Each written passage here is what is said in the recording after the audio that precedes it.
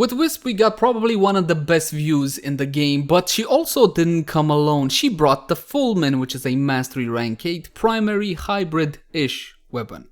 Hey guys, welcome back. As always, my name is Leyzar, and today we're gonna be diving deeper into this primary weapon. As per usual, I'm gonna be keeping my new player friendly approach, and I got a couple of builds lined up for you guys. An elemental setup, a bleedy setup, and of course we also have the quote-unquote endgame setup with a Riven.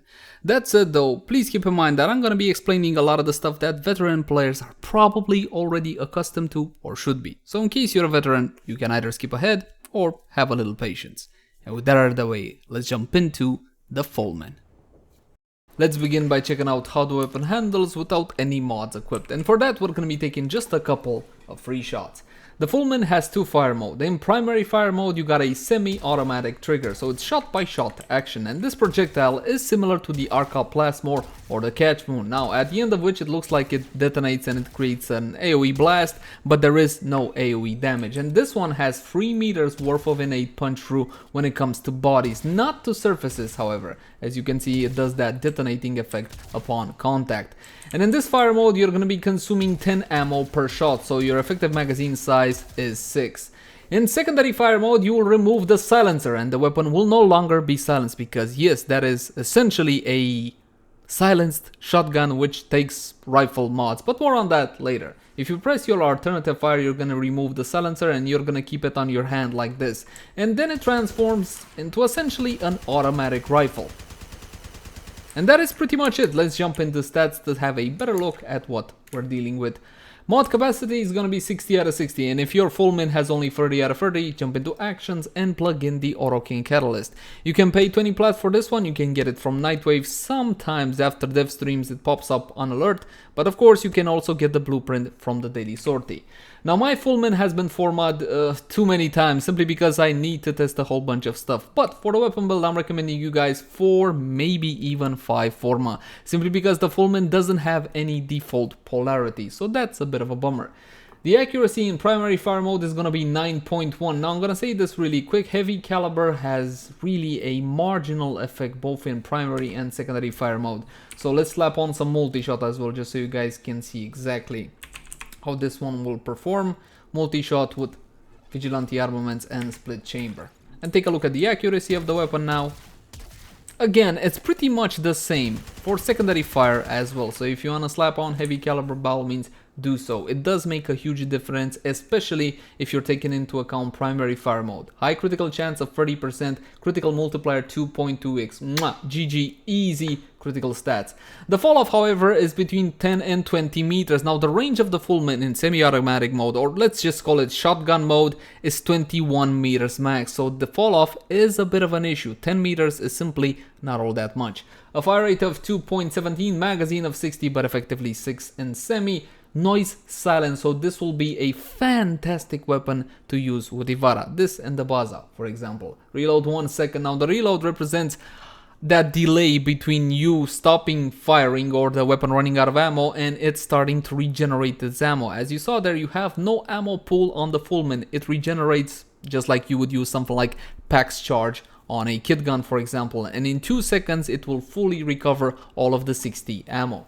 Riven disposition of 3 out of 5 because this is the default Riven disposition for any brand new weapon, and a status chance of 16% by default in semi. When it comes to the damage, you got default electricity 400 and 100 impact. You do have a guaranteed impact proc, there's no way around it, but I do dig the default electricity damage. As for the 16% status chance, you might think is a tad low, and it is considering how the weapon fires in semi mode, but it's even lower in secondary fire mode, 10%. Critical stats also see a bit of a tweaking, 28% instead of 30%, so a bit lower, but a bit higher critical multiplier at 2.4x instead of 2.2. Much higher fire rate of 9.43, same reload, but in secondary fire mode or automatic, it's alarming. So if you're gonna use this one with Ivara, and I do recommend you give it a try to use it only as a shotgun.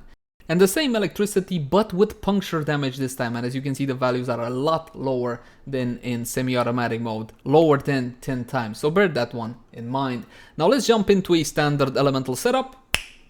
And we got damage with Serration and Heavy Caliber, critical chance, critical damage with Point Strike as well as Vital Sense, and of course multi-shot with Split Chamber, Vigilante Armament. And we also have an elemental combo of Corrosive between High Voltage and Malignant Force. Now I built Corrosive on my weapon simply because I know I'm going to be shooting Grenier Corrupted Heavy Gunner, which are equipped with Ferrite Armor, which means that I'm going to be doing 75% more damage. Also, on a status proc, it will be chomping away some of that armor, but keep in mind that elemental combos should be applied depending on circumstance. Perhaps you're after the brand new game mode and all whatnot against Corpus. Actually, those enemies are a tad tricky, to be honest. I would build most likely Slash Vital against them, but more on that game mode some other time. Again, adapt your elemental combo. There's one thing which I do need to point out. Considering the default electricity damage on the weapon, all you need is one single toxin mod in order to get your corrosive. Not only that, but considering the value, you're going to be getting it over the impact proc as a proc priority, considering that IPS, impact, puncture, and slash has a 4 times greater chance at applying status over elemental types. And if you don't have high voltage or you don't want to farm it, you can simply use the 90 mod Stormbringer instead. It will be a bit of a difference, however, because again, the base status chance of the weapon is awfully low, so getting more status on it, especially with an elemental setup, would be the way to go. If you want to farm high voltage, you can do so from the mission Nilgar, Planetaris, find all the free secret caches, then upon extraction, you got about a 5% chance of getting this one or Shell Shock. The grind is awful, so if you see Battle Bring It, just grab one and spare yourself the trouble. Now that's enough of that, let's see what the weapon can do. So I'm going to be spawning in level 120 Corrupted Heavy Gunners, and we're going to be going semi on the right and automatic on the left. Now let's see what this puppy can do. As you can see, even though the weapon deals a whole lot of damage against heavily armored targets such as these, what you need is a way to remove some of that armor, or simply remove it completely. And if you're relying on your weapon to do that, then you're gonna need something with a bit more fire rate, more bullets, more status proc. So we're gonna be switching to automatic mode. Even though this one has a lower status chance, you will see that against targets such as these is simply a whole lot more efficient because I get to apply corrosive a whole lot more efficiently. As you can see, with standard everyday mods, the weapon is an absolute monster and can tear through high level targets. Not only that, but you get the flexibility of changing to your shotgun mode if you're up against something like an infested that you know you can one-shot. Armor is a bit of an issue though. So that's it for performance with an elemental setup. Decent, but we can do so much better if we take advantage of that overpowered mod, Hunter Munitions. And of course this will be Hunter Munitions focused build. Now you can go about building Hunter Munitions in a number of different ways. You can go and build vital, or you can force the critical stats with Argon Scope and bladed rounds. Now Argon Scope you might not have. This is still a rather expensive and rare mod. You can farm this one from the Acolyte event, which comes around I think twice a year or maybe 3 times a year, something like that. Now if you don't have Argon Scope, which is a bit of a pain, you can go for an elemental combo of vital between cold and toxin. Go for the 90 mods, or if you have prime cryo rounds, go for that. I would recommend you trying the 90 mods instead of the 60 mods, just so you can see if you get consistent vital procs.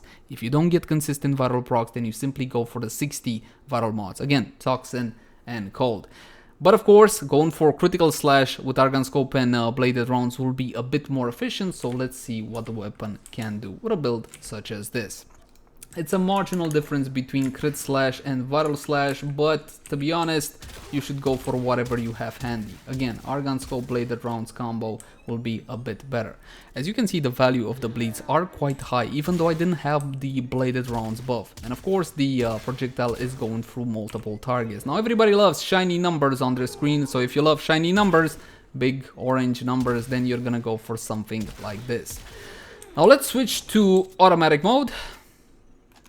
Keep in mind that Wisp changes fire modes a bit more quickly than your average Warframe. It's not a huge difference, but there is a difference. Hit a target till about 50%, then watch the slashes deal the damage. And you can get vital slashes with a build such as this up to roughly 1800, between 1600 and 1800 depending on the color of the slash. If you still don't know how critical chance, critical damage does apply in Warframe, link in the cards right now for a full demonstration on that. This is more efficient, yes, this is more powerful, and that is mostly because of Hunter Munitions. Personally, I don't like any mod that is a must on most weapons, so there you go. It is more powerful if you want to go this way 100%. But what about that viral setup? So let's quickly try viral as well. We're going to be dropping Argon, Scope and Bladed rounds and making viral with the 90 elemental mods, Infected Clip and Cryo rounds. And let's see the consistency of that viral effect. That's how you can better gauge exactly if you should be using the 60s or the 90s. Unless of course the weapon can double dip. If you have Prime Cryo rounds, use that one. Not everybody has Prime mods. As you can see, the consistency of the viral proc isn't all that terrible. So again, I would go for the 90s on the Fulmin. It's workable, but there are times such as this when you're not gonna get the viral proc exactly when you want it. However, if you go for semi mode, the viral proc consistency is no longer an issue. And as you can see, the damage, the results is similar to crit slash, but again, mathematically speaking, is just a tiny bit weaker. Now, with that out of the way, let's talk about Rivens. Currently, Rivens are super expensive for the Fulmin. Why? Is the weapon that good? Well, yes, it's a pretty good weapon, but the reason is that it's super new. So if you're willing to wait about a month, the prices will be going down. Now this one is a loaner from a friend, a Fulmin Saticron with multi-shot, critical chance and minus ammo maximum, which in the case of the Fulmin is totally harmless. Honestly, the roll is pretty good. The build itself is a Hunter Munitions build, but with a bit of a tweak here and there. First and foremost, amalgam serration is entirely up to you. I like to use this mod, 10% worth of damage for 25% sprint speed. For me, is totally worth it. And I also did another thing, I dropped the 60-60 toxin mod in so I can have my elemental combo of corrosive with a single mod. Again, this is a viable option. And also, I do love the corrosive elemental combo because it has served me well. Once again, let's see the 120 corrupted heavy gunners, this time with a nice Riven. And you'll see, yeah, of course a Riven will make a huge difference. Take a look at the value of the slashes, and of course the damage is top notch as well. I got my guaranteed critical chance thanks to the Riven, so Argon Scope is no longer required. But it's also true that Argon Scope would solidify my chance at orange crits. Now let's switch to automatic.